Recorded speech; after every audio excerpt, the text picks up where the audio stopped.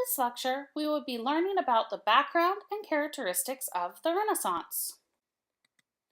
This was a time of exploration and adventure with voyages of Columbus, Vespucci, and Ponce de Leon opening up new avenues of trade. It was also the age of curiosity and individualism. For example, Leonardo da Vinci, who is both an artist and inventor. The intellectual movement of humanism, interest in man himself, was the dominant movement, and they were captivated by ancient Greek and Roman cultures. The Catholic Church at this time was far less powerful. Visual arts depicted realism with linear perspective and the illusion of space and depth. The ideal was of a universal man whose education was not considered complete without musical training. Education was now a status symbol. The printing press was influential in helping this goal to be achieved.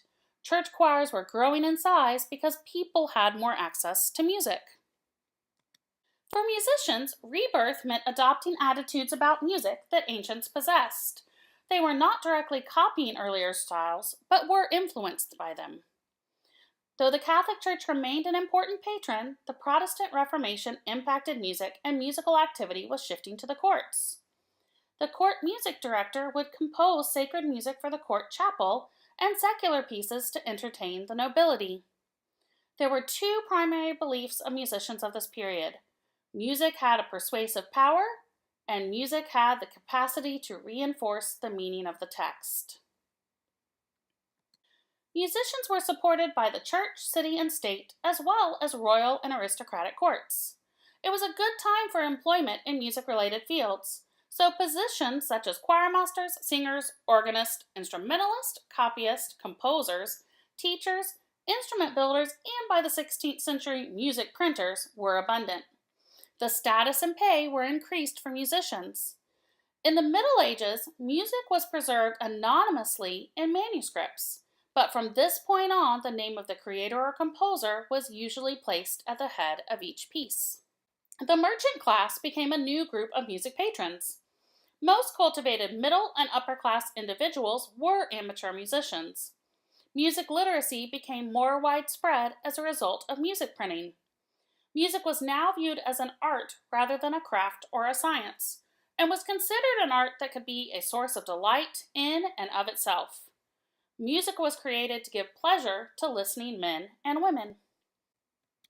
Vocal music was still very important in the Renaissance.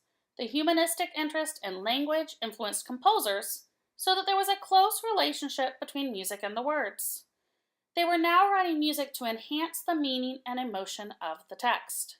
Musical representation of specific poetic images, called word painting, is the technique used by composers. For example, on the word descending, a descending melodic line would be used. A wide range of emotion was expressed in a moderate, balanced way. There were no extreme contrast of dynamics, tone, color, or rhythm. Renaissance texture was mostly polyphonic.